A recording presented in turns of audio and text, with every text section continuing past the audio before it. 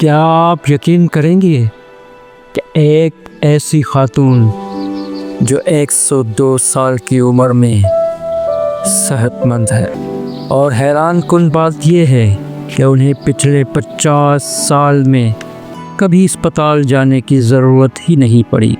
ये कहानी है चीन में रहने वाली खातून जिन बाओलिंग की। जिन बाओलिंग अभी भी अपने हाथों से काम कर लेती है, यहाँ तक कि सिलाई भी कर सकती है। इनका दोपहर और रात का खाना आमतौर पर नूडल्स या चावलों पर मुश्तमिल होता है।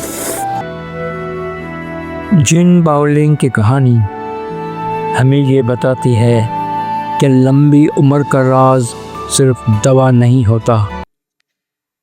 पूरी वीडियो देखने के लिए मिस्टर वाई चैनल ज़रूर देखें।